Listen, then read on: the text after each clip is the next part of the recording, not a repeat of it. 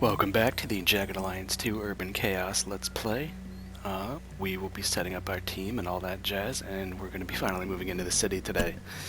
So, to get this started, we will need to be heading to our handy-dandy laptop and getting online. So, first thing we actually want to do is we want to head over here to IMP. IMP is the Institute for Mercenary Profiling, and we'll put in our access code that we got from that email. Enter that in, and we'll be going through our profiling to create our own character. And, what will our name? We'll just go with my standard fuzzbutt. Don't ask. And we're dude, naturally enough. So what's our personality like? Unlike other quizzes that try to get you excited about ink stains on paper, our thorough assessment is designed to elicit the answers that indicate the skills you identify with most strongly. Well, alright. So, when we were a kid, I wanted to most be like Bruce Lee, Clint Eastwood, Rocky, Houdini, Terry Bradshaw, or the President. Yeah, Clint Eastwood, man. The Good, Bad, and the Ugly, how can you go wrong with that? You're waiting in line at a circus, watching a punk teenager attempt to throw darts at balloons in order to win a prize. He misses the first 3 shots and pays for more, apparently after a luxurious prize, a gold nose ring for his girlfriend. After watching him for 20 minutes, you grow frustrated. You have quite a bit of skill in this game, so you... What do I want to do? Do I decide to offer him a bit of on-the-spot coaching? No. Skillfully toss darts over his shoulder so that no one notices and he wins the prize? No. What if I want the prize? Maybe I need a gold nose ring. Do I grab him by his chain-wearing neck and stick his concrete, hard, pointy purple hair spikes through the gigantic balloons he cannot seem to otherwise hit? Maybe. That sounds like a good idea. Or kindly ask the game's other attendant if he'd possibly spare a moment from his 12. Yeah, no, we're not going with the diplomatic approach. We're going with the fun approach. You've just watched someone put $1 million into a locker at a bus station. Amazed that he just walks away, albeit with the key, you find yourself in a moral dilemma. Thankfully, it does not last long. Well, I'm pretty amazed I could instantly assume it's $1 million from a distance, but... Do I wait for the coast to clear, pick the lock, and take the money? Maybe. Clear the coast yourself? Who cares? You've got $1 million bucks.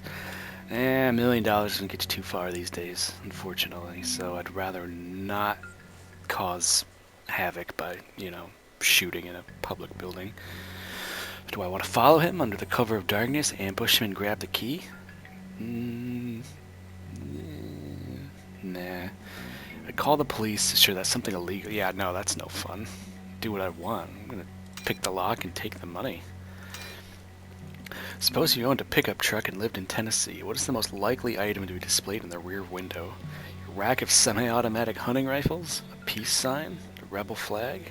Silhouette of a naked woman? Or a comical character with 2 big old guns and the words "back off"?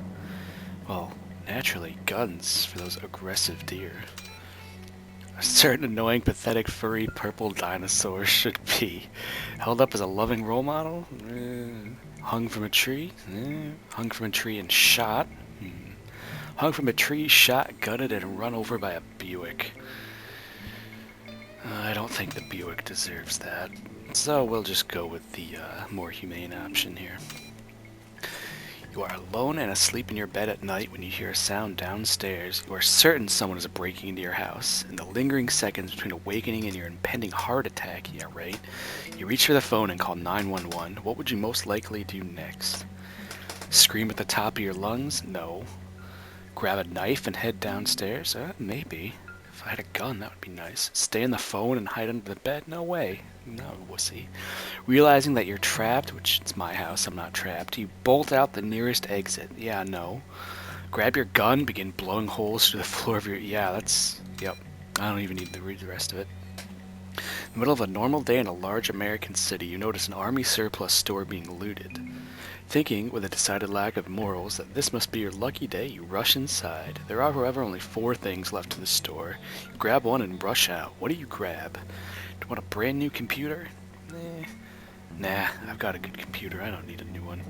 A complete set of survival knives with the special slicer and dicer attachment kit. Well, wouldn't that be the blade? I would assume that does all the slicing and dicing, but who knows? This is Jagged Alliance. Night vision goggles bundled with the illustrated guide. Daytime, the unnecessary hazard. Maybe. Depends on what generation they are, I suppose. Or Bob, the night clerk, wrapped in duct tape but otherwise okay. Let's score ourselves a Bob. You are applying for a job as a butcher, not a bartender. In an effort to give yourself the edge over other applicants, you demonstrate you can skillfully wield 2 blades. Well, that could be convenient. Take a few liberties with your background, such as that high profile and fictional position you held at Bob's Slaughterhouse. Well, maybe. Can't imagine that they'd be checking references too thoroughly for a butcher, but you never know. Show up well-dressed and confident that you are the perfect candidate. Wonder what that would even qualify as a butcher. Would that be a not bloody apron? I don't know. Begin practicing prime cuts on neighborhood pets. Can't say I'm a fan of chopping up dogs and cats. What can I say? Suppose we'll show up well-dressed and confident. Your wife is 3 hours late coming home and hasn't called. You celebrate? You didn't really notice? Tell Candy there's no rush to leave? Assume she's with someone else, no doubt a strapping 18-year-old buck, or pace back and forth in the living room until you wear a path in the carpet? Didn't really notice. Live next door to a college frat house. Following weekend after weekend of loud and crazy parties, you decide that yes, you really are too old for this. Really begin to doubt that your wife is having a Rubbermaid party for the boys. Bribe your plumber to hook their septic tank directly to their CO2 system after installing several strategically placed Guinness signs. No comment there. Or do nothing, fearing that calling the police would only lead them to do... Oh, come on, we're not a pansy here. I'm gonna go with number 2, seeing as, she didn't come home for 3 hours, so, whatever. Driving to work in your new sports car, you pull up behind a young man in a minivan going approximately -5 miles per hour. Does that mean he's going in reverse? Is that velocity? What is that? Sorry about that sound, folks. People deciding to text message me. You are unable to pass him and in your frustration begin to fantasize. What would I fantasize? You press R for I like that choice already. I don't even need to read the rest of these. That you could hold a class wherein you would teach people... No. That a ramming device springs out from the front of your car and baps his car faster. I don't know, I think a rocket launcher would do that pretty effectively. And every curse you're uttering could be broadcast loudly and in stereo inside his... Can I combine 1 and 4? That would be super. A psychic ray of death spins them off the road. Would they be slapped by... I'm gonna go with 5, just because it would be awesome to see the psychic ray of death. Assuming we could see it. Typically, you do not endorse violence. However, you would easily pay $1,000 to see the following fight. Jackie Chan versus Jean-Claude Van... Oh, I like that. Crocodile Dundee versus Tarzan? Meh. Barbie versus Godzilla. Well, that's not much of a fight, really. The NRA versus Congress. Again. Mike Tyson versus the Incredible Hulk. Might bite a chunk out of him. Bill Gates versus RoboCop. Your mate versus the defensive line of the Washington Redskins. Go mate. No, I do endorse violence. Oh yeah. Violence is awesome. Come on, this is urban chaos, not urban pansy namby pants. During the summer, you generally think, that's more than you could say for yourself in the other season, that your children will, any day now, drive you completely insane and you're close already. I got no kids. I don't need kids. This fashion trend towards less is more is a very good thing. It's too damn hot. It's too damn hot. Hate the humidity. There's very little you would not do willingly, except sit in a window seat of a small airplane as you circle in a holding pattern for 2 hours. Ever admit just once you were turned on by a comic book character? I'd do that willingly, come on. We're only human, right? Spend a week walking through the desert even if you knew that the woman of your dreams would be on the other side? Hell's no. I'd do it for the woman of my dreams. Software development. Well, that's a no-brainer, I guess. If you were a Major League Baseball player, you'd be known for your accurate pitching, switch hitting, enormous bat, or outlandish requests for bigger salary. Accurate pitching, man. What can I say? On a commercial jetliner which crashes in a remote mountain range, half the passengers survive the impact. Unfortunately, you're one of them. Being the leader that you are, you gather the survivors and announce you'll lead a team down the mountainside? Maybe. Concerned with starvation, declare yourself chef and send a team to see if the heavy-set woman you spotted earlier in first class survived? Heavy-set woman. Gather the survivors around the wreckage and, well, no. That's just kind of bleak. Not really the bleak type, I suppose. Hunt down the bar cart, finding it intact, you organize one draft. Yeah. But I don't want to die. And I don't like the sound of heavy-set woman, so I guess we're gonna gather the survivors. Have you answered all these questions to the best of your ability? Yup. Very sure of yourself. What can I say? Attributes. Fun part.